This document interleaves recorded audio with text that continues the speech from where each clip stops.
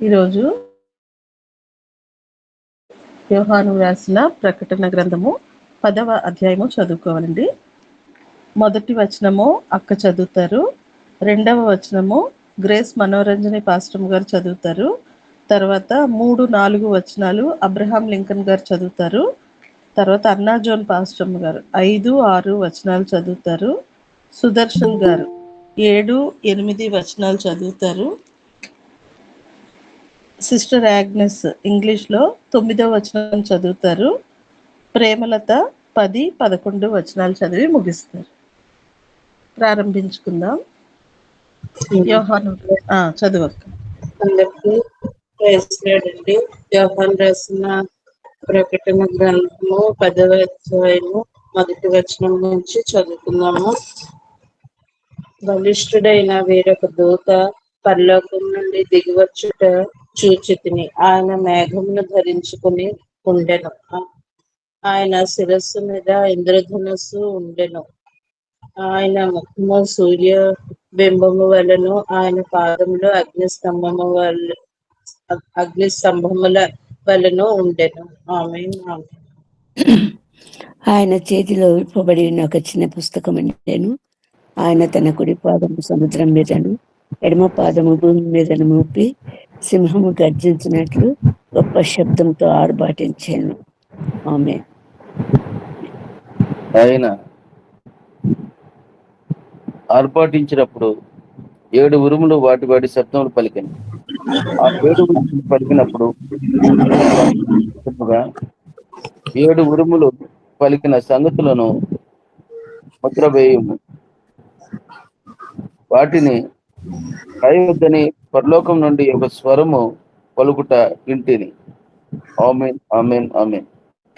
మరియు సముద్రము మీదను భూమి మీదను నిలిచి ఉండగా నేను చూచిన ఆ దూత తన కుడి చెయ్యి ఆకాశము తట్టు ఎత్తి పరలోకములో అందులో ఉన్న వాటిని, భూమిని అందులో ఉన్న వాటిని, సముద్రమును అందులో ఉన్న వాటిని సృష్టించి యుగయుగములు జీవించుచున్న వానితోరు ఒట్టు పెట్టుకొని ఇక ఆలస్యం ఉండదు కానీ ఆమేన్. ఒక నిమిషం అండి, ఒక నిమిషం. 7-8 సుదర్శన్ గారు చదివిన తర్వాత ప్రేమల మంజులావాణి గారి పేరు రాయలేదు కదండి.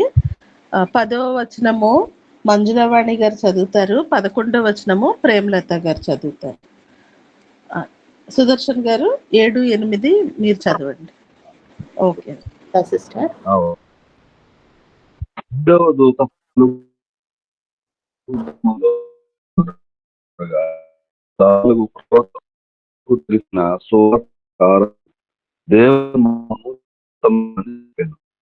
అంత పరలోకం నేను వినిన స్వరము మరలా నాతో మాట్లాడుతూ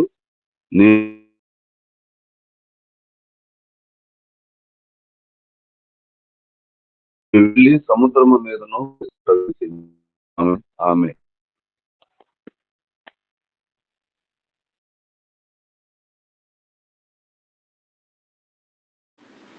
సిస్టర్ యాగ్నెస్. అదే అడిగాను సిస్టర్, ఏ వర్స్ అని.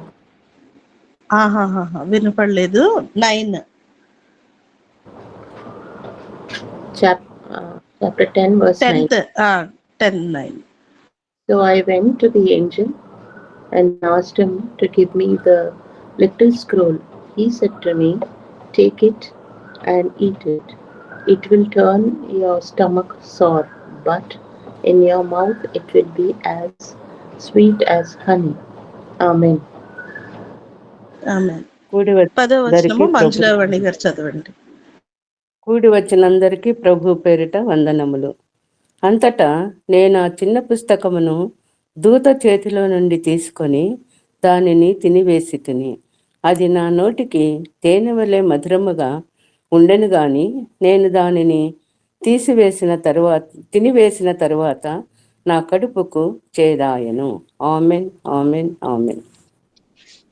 అప్పుడు వారు, నీవు ప్రజలను గూర్చి, జనములను గూర్చి, ఆయా భాషలు మాట్లాడు వారిని గూర్చి అనేక మంది రాజులను గూర్చి మరలా ప్రవచింప నగత్యమని నాతో చెప్పిరి. ఆమె దేవుడి వాక్యం దీవించింది. ఆమేన్ ఆమేన్. దేవుడు తన పరిశుద్ధ వాక్యమును మన వినికిడిలో దీవించి మనందరినీ ఆశీర్వదించును గాక. ఆమేన్. చదివిన అందరికీ దేవుడి నామంలో వందనాలండి.